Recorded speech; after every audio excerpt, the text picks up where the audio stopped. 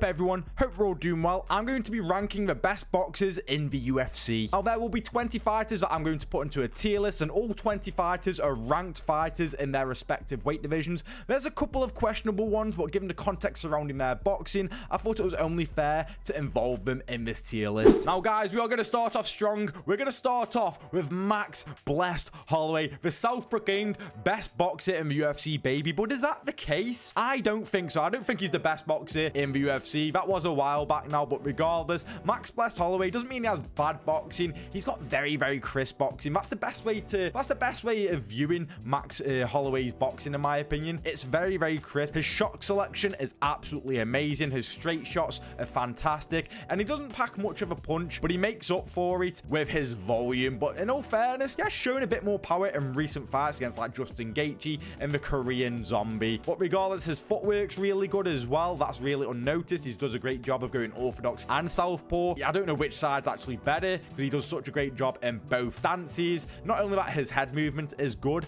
as well. So Max Holloway, a very, very talented boxer. I mean, a great striker overall as well. But when it comes to his boxing, I'm going to go ahead and put Max Holloway in the tasty tier. I don't think it's good enough to go in God tier, but I think when you look at his boxing, you say, yeah, that's very, very clean, very, very tidy. So I'm going to put him in the tasty tier. And you know what? Now that we've started with Max Holloway, I think it's only fair we move on to the guy he's fighting later on this month, which is, of course, Dustin Poirier. Now, Dustin Poirier, he also has some very, very clean boxing. I think he does a great job on the inside, landing the bent arm punches like the hooks and the uppercuts. He's also very precise, great shot selection, and he packs a lot of a punch. He's able to hurt you really badly. We've seen him finish multiple people like Benoit Saint Denis, Justin Gaethje, just to name Conor McGregor, just to name a few. Put an absolute beating on Max Holloway in that second fight, landed a lot of damage. His boxing is very, very crisp, some decent head movements here and there. His footwork's not anything crazy. He's a bit more of a plodder in a sense. You're not going to catch him like Max Holloway moving around a lot, but overall quite decent from Dustin Poirier. He's demonstrated very good boxing a handful of times, being able to hurt multiple people. Had a great contest in his last one against Islam Makhachev, where he had a lot of success with his boxing. So just like Max Holloway, I've got to put Dustin Poirier into the tasty tier. Who would I say has better boxing? I'd probably edge it to Max Holloway, even though Dustin Poirier has the wins over him. I feel like I could make an argument for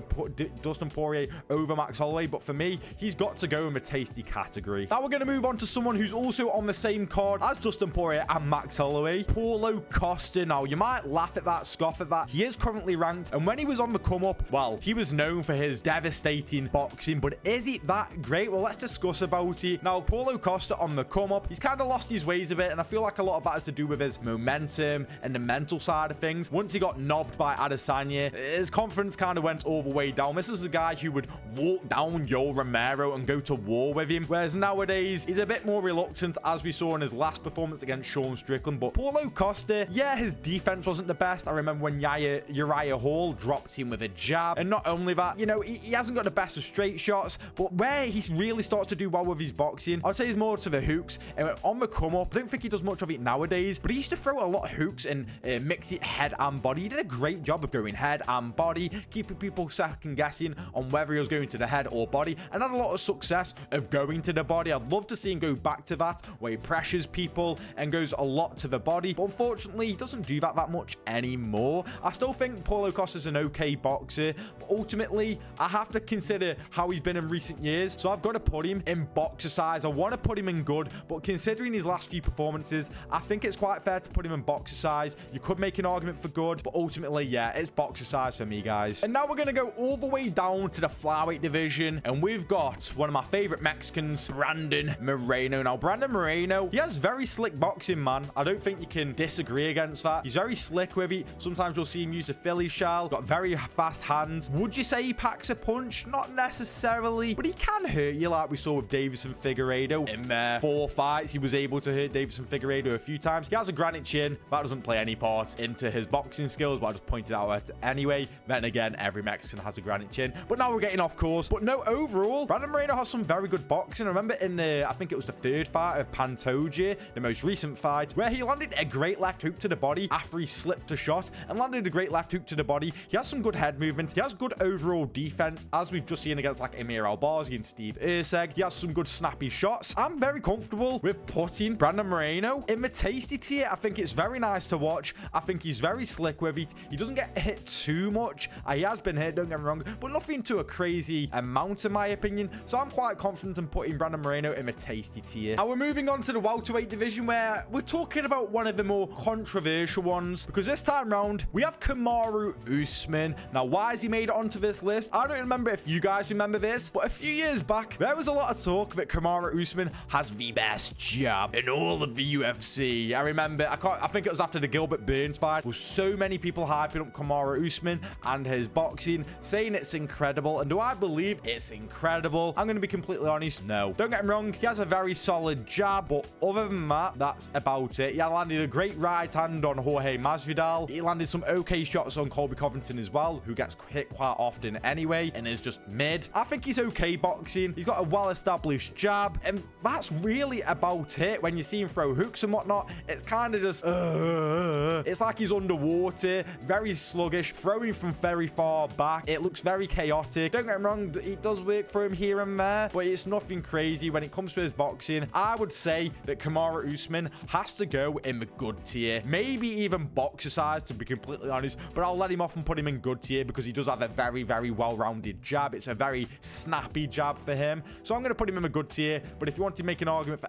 boxer size, I think that's completely fair, but I can't go above anything good. Now we're going to stay in the welterweight division for this next fighter, who is currently the welterweight champion, JDM. Now, as we all know, JDM is known for his boxing, and it's easy to see why. Watch any JDM fight, and he's displaying very, very high-level boxing, in my opinion. Some amazing straight shots, and not only that, but great counters as well. Oh, and guess what? He can mix it up to the head and body. If you just watch what he did to Bilal, he just pinged his head around the octagon for, I'm not going to say 5 rounds, I'll say 4 rounds because I scored it 49-46. But yes, he did a great job of pinging off Bilal's head. Again, some good pop behind his shots as well, some good volume. It does a great job of mixing it to the head and body, hurting people to the head and body as well. Those are the sort of fighters I'm looking for, who know not just to attack the head and headhunt, who also know how to work the body. That's a skill in itself, being able to work that body, being able to generate power and go to the body. And JDM does a great job of that. Has very good slick boxing, some good footwork, some good head movements. Overall, he feels like the overall package when it comes to the boxing. So I think it's very obvious where this one's going to go. I think JDM has got to go in God tier. Maybe it's a bit too soon for some of you guys, but me personally, I think JDM has fantastic striking, boxing, should I say. Maybe some of you might argue, oh, we need to see him against another striker. But for me, from what I've seen right now, just going off the eye test, I think it's God tier. He's easily got some of the best boxing within the whole entirety of the UFC. But now we're going to drop down to the featherweight division, where we have a Max Holloway victim, Calvin Kattar. We brought him up earlier for the Max Holloway one, but Calvin Kattar, you know, there's a lot of people, he was saying he has some of the best boxing in the UFC, and to be fair, he does have very nice boxing. Now, he has, you know, his skills have regressed a lot, unfortunately, but regardless, he's still got some very good boxing, and he displayed that on the come up. A lovely snappy jab, some good straight shots, also going to the body here and there, you know, some good hooks as well, some decent counters. But for me personally, I'm going to put Calvin Kattar in good. I think he's got some good boxing, nothing what really wows me. In fact, I'm going to put him over Kamaru Usman. I'll start doing that. I'll start trying to put him in the right way. Maybe we'll do it at the end, we'll see. But Calvin Kattar, I think he has some overall decent boxing, nothing crazy. His defense isn't the best or anything, and his skills have regressed, but overall, I think he's a very good boxer. But you know what? This is a perfect time to move down another weight division and talk about his teammate, Rob Font. Rob Font also has some very good boxing, and you know what? I think Rob Font may have the most underrated boxing in the entirety of UFC. I think his boxing is really, really good. What lets him down is how bad his chin is. He loses fights because his chin is so bad, but before he starts getting wobbled and damaged and hurt, he's usually doing a great job when it comes to his boxing. So ultimately, his defense isn't really the best. That does take away from his boxing skill, in my opinion, because again, defense does play a part in boxing, believe it or not. And again, when it comes to his chin, that's not going to be mentioned in this because it's not really a skill, it's just genetics, whether you have a good chin or not. But overall, his boxing skill is really good. He has a great jab. Watch his fight against Cody Garbrandt, where he just jabbed his head off for 5 rounds. Did great against Adrian Yanez, another good boxer who didn't make the list because he's not ranked, but he did great against Adrian Yanez, landed some good uppercuts, got some good power on them, does a good job of going to the body and landing hooks as well. Genuinely, I think I'm going to put Rob Font in tasty. Now, or do I put him in good. I don't know. I feel like he's really underrated. Some of you guys might not like this, but genuinely watch any Rob Font fight and you can see how good his boxing truly is. I'm going to put him in tasty. Maybe at the end we'll drop him into good. We'll see, but genuinely I think he's the most underrated boxer on the entire of the UFC roster personally. And now we're going to move on to Sean Strickland now. Mr. Jab Teep, that's what he's known for pretty much. Pretty much just got a jab. And I think this needs to be mentioned, and it does play a part in my opinion. He has a great Philly shell. Now, Philly shell has pretty much been adopted from boxing over into MMA. Some people use it in MMA, like Sean Strickland. And Sean Strickland is probably the best at utilizing it. Hence why it's such a struggle to land really clean on Strickland. Don't get me wrong, you can do it, but it's not like you're landing consistently clean against Sean Strickland because he does have very good defense, very awkward defense. The Philly shell is very awkward as it is. He has a very nice snappy jab that he can just poke out there, and he does a great job of poking it out. But other than that, he landed like a nice straight right against Adesanya. There's not really much to his boxing in my opinion. Yes, don't get me wrong, one of the best jabs in the UFC. Ultimately, there isn't really a whole lot to Strickland's overall boxing. Yes, he has a great Philly shell, a great jab, but other than that, there's not really much to it. So I think it's fair to say that Sean Strickland's boxing is going in good, at the top of good. If it would let me, it won't let me. There we go. We finally got it at the top of good. Maybe some of you guys would say tasty. I've never thought, wow, that's really tasty from Sean Strickland personally. So I'm putting him in the good tier. And you know what? We're going to stay in that middleweight division, and the last middleweight we have on this, and that's Robert Whittaker. And similar to Sean Strickland, he showcased a very, very good jab. Now, when people were saying that Kamaru Usman has the best jab in MMA, I would always combat it and say, you know what? I think Robert Whittaker has a much better jab, and I still believe that to this day. Now, Whittaker, when it comes to his boxing, he does a good job of throwing the jab to the body, jab to the head, double jabs. He actually uses the double jab a fair bit, and it's very effective for him. He has a great straight right hand, and he also landed a lovely right uppercut against Ikram Aliskerov. Other than that, there's a crazy amount Whittaker does with his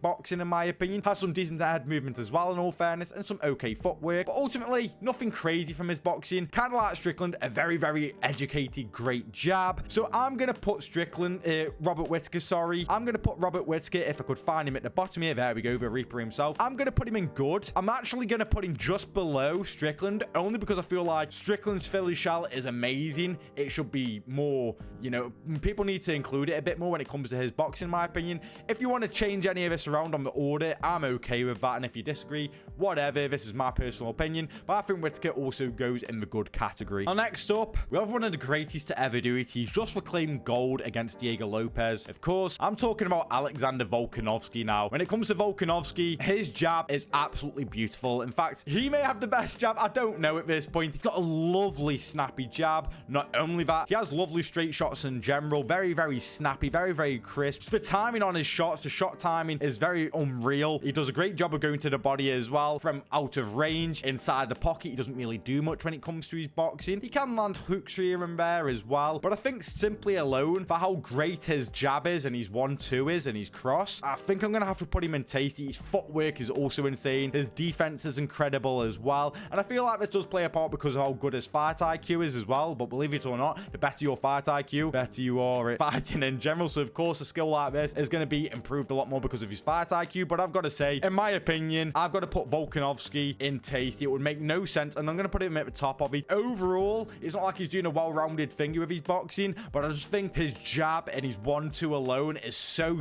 amazing. But it's got to be in tasty. I mean, if you watch that third fight against Max Holloway, I mean, that alone, he outboxed Max Holloway in that third fight and put on an absolutely unreal display against Max Holloway. So I've got to put him in tasty. And now we're going to move on to Volkanovski's previous opponent, Diego Lopez. A big hitter, generates a stupid amount of power in his shots. And not only that, very exquisite timing on some of these shots. When he's able to land these big uppercuts in the pocket, was able to drop Volkanovski as well. I think it was a straight right hand.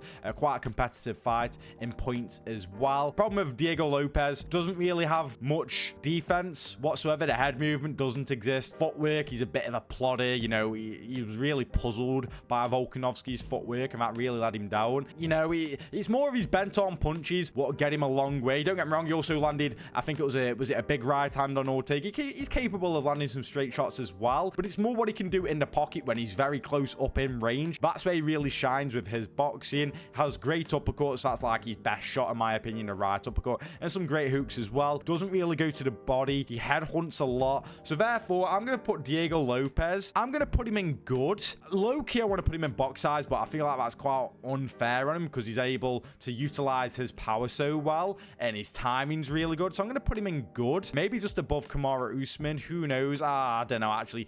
I actually kind of want to put him in boxer size because on the technical level, he's just great bent arm shots. But other than that, there isn't really much to it. But yeah, I'm going to go with good for now. Now I'm going to jump up all the way up to the heavyweight division where we only have one heavyweight, and that's Sergey Pavlovich. Now, why? Some of you might question why it's him and not someone like maybe Volkov or Aspinall. I thought I'd involve Sergey Pavlovich instead because that really is what he relies on the most. So I've gone with Sergey Pavlovich. And where do I put him? Well, I think he's just okay boxing. I've never been wowed by Pavlovich's boxing. I just think he throws a lot of shots. He's able to get stoppages because, I don't get me wrong, he has power, but I think it was more of like accumulation of punches, similar to like Paulo Costa when he was getting stoppages. It was more of an accumulation of punches rather than like one-shot devastating power KO or anything like that. He doesn't really have that in my opinion. Again, it's more of accumulation. Gets okay power, some okay, I mean, he lands a lot of shots, but I feel like it's more of his volume for a heavyweight. He has some okay straight shots and some good hooks, okay uppercuts. Nothing crazy. He's nothing wowed me. No head movement. His defense is almost non-existent.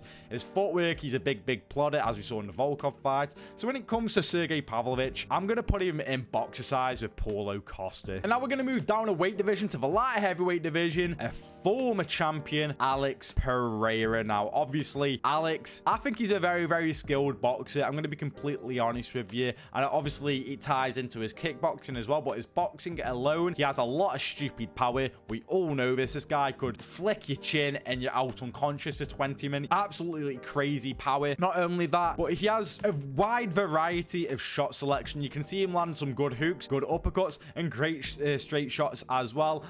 Great timing selection on a lot of these. We saw him landing some good uppercuts against Adesanya, some good hooks against Adesanya. I mean, he's well known for his left hook. His jab's actually really snappy. I think one of the best showcases for his boxing was against Khalil Roundtree. He was doing great with it in the second fight against Adesanya as well, in all fairness, before he got knocked out. Alex Pereira, he's a great boxer. Not great enough to be in God tier, in my opinion, because his defense kind of struggles a bit. You know, his head movement's a bit, and his defense in general is a bit, So I'm going to put him in tasty, maybe just above Max Holloway. Maybe it helps him a lot that his power is stupid, but hey, man, you got to know how to use that power, and he's one of the best at it. And now we're going to move on to the second controversial one, the last remaining one in the welterweight division. Well, I'll remember the name Mohammed now. I know. Don't throw anything at me. I know he shouldn't be on this list, but he was putting himself in this situation by bigging up, saying I got Canelo hands and all this. And people were, you know, highlighting it a bit more, including myself, but his hands have come on a lot better in recent times. However, does he have Canelo hands? No, he doesn't. He doesn't, and he just got pinged across the octagon by JDM for almost 25 minutes. You know, he's got some fast speed. He's got some okay jabs of his own, as we witnessed against Leon Edwards, but I feel like he had a lot of success against Leon Edwards with his boxing, mainly because of the pressure and the takedown threat, in all fairness, and Leon just doesn't take that very well. And not only that, he does have a stoppage over Sean Brady, but Sean Brady doesn't have the best of defense and striking in general as well. He's just okay. He got some okay straight shots. That's really about it. I think it really helps him that he has great cardio to really weaponize the volume of stuff to help give him out some more, but it's just an okay jab and an okay straight hand. Other than that, he hasn't got Canelo hands. He certainly hasn't got Canelo hands. I can't stress it anymore. He does not have Canelo hands. Therefore, I'm gonna say, don't put him in trash or boxers. I want to put him in trash so I don't like him, but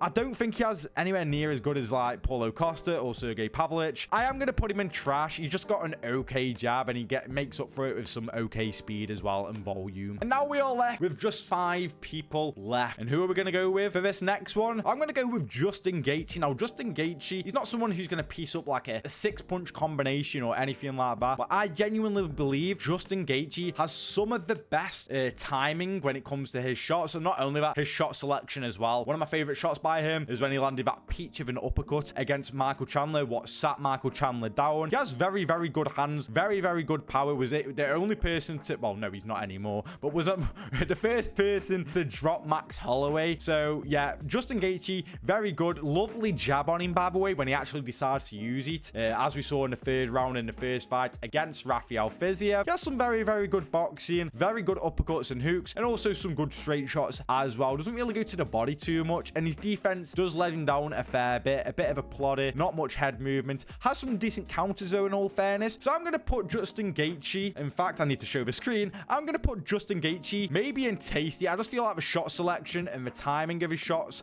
are really, really good, and the power that he's able to generate in his hands puts him in tasty, in my opinion. And now we have the flyweight, who's the main talking point of the flyweight division. Of course, I'm talking about Joshua Van, only 23. And how's he been having success in UFC? Well, it's with his boxing, and this guy has some very, very, very, very, very slick boxing, looks for the counters, again, like many others, does a great job of mixing to head and body, one of the best at it, in my opinion. His counters are really sharp, his shot selection's great, his volume is amazing, and for a flyweight, he does pack a bit of a punch, nothing crazy necessarily, but enough to earn the respect. Drop Brandon Royval, finished Bruno Silva just 3 weeks beforehand as well. Good snappy jab, good uppercuts, good hooks to the body and to the head. I think Josh, and some decent defense. I feel like I'd love to see him move his head a bit more. His defense in general when it comes to blocking and parrying is really, really sharp, in all fairness, but his head movement does let him down a bit, and he is a bit of a plodder. But ultimately, Joshua Van, I'm going to put him in tasty. I'm actually going to put him above Brandon Moreno. I'll argue between those two. I think you could make an argument for either one of them,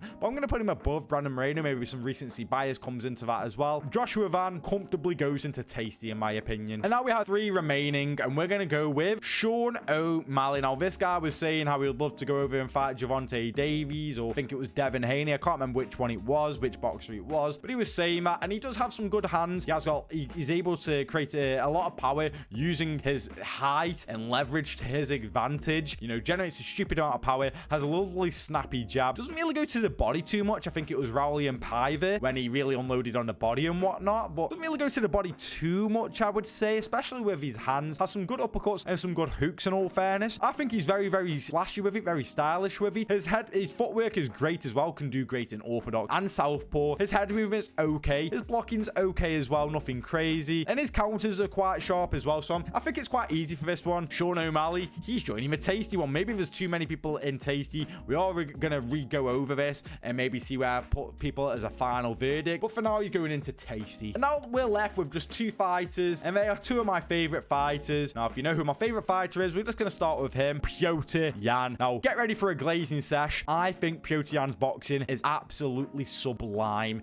He's just so well-rounded when it comes to his boxing. He's great on the inside, range is amazing, counters is amazing, his blocking is great, his footwork is very subtle and great, his switching of his stances is amazing as well. I remember watching him finish Uriah Faber when he was throwing a 1-2 and switched to southpaw to finish the combination on a straight left. It was absolutely beautiful. Mixes it to head and body, was landing some great uppercuts against the likes of Figueiredo, was landing some great counter hooks against the likes of Sean O'Malley, and his boxing was very much on point against Sandhagen as well, land some great combinations. I think overall Petr Yan is a great, well-rounded package for boxing, and maybe it's biased, who knows, but genuinely I do believe that Petr Yan deserves to be in God tier. Maybe you guys will argue against it. Maybe some of you will pull up the argument I get a lot often. Oh, well, Sean O'Malley outboxed him. No, he didn't. The main driving factor for O'Malley winning that 3rd round was because of a big knee. If you watch the rest of the 3rd round, Yan was outboxing him, landing a lot of counter hooks. So yes, I've put Petr Yan in God tier.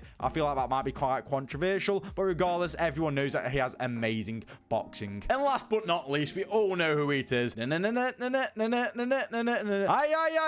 we know who it is. I'll stop singing like a twat. It's obviously Ilia Topuria, and I think we all know where he's going to go. This guy's just so switched on when it comes to his boxing. Head, body, so much power he's able to generate, puts everything into his shots. Good jabs to the body. I love seeing fighters use jabs to the body because it sets so many things up. He uses jabs to the body, he uses jabs up top. He's able to invest into the body with left hooks to the body, right hooks to the body. The one he landed on Damon Jackson was beautiful, where he threw a right uppercut and a left hook to the body. Lovely stuff. He can use orthodox and southpaw. His head movement's a bit hit and miss, really. Don't get me wrong, he has great head movement, but there is times where you can catch Ilia Topuria. His defense is okay, uses a lot of parries. His footwork is quite underrated in my opinion. Unreal power, of course. I think Ilia Topuria, I think it's fair to say, we're going to end it on God tier. Arguably the best boxing in the UFC. I think that's quite fair to say. You could interchange it between any 3 of these people in my opinion. But yeah, that is my list at the moment. And now we're all going to go through it and see if it would change anyone around. Now there's clapped faces on the screen, and we're going to go through it all now. So God tier, I'm absolutely happy with that. You can have this any way you want. I'm quite happy with how I've arranged that personally.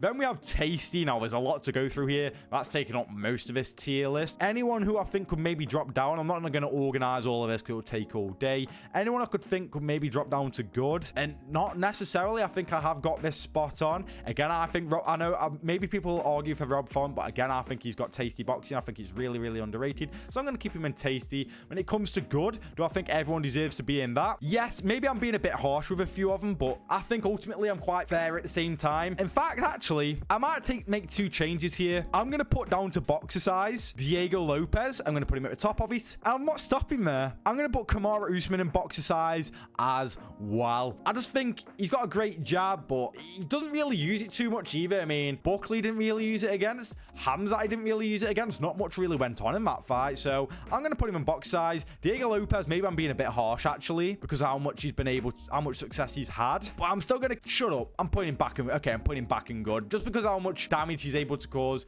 And on the inside, he is really good at using his shots and land some good straight shots. I don't feel like I can put him in box size when he's dropped Volkanovski personally, so I've put him in good tier list.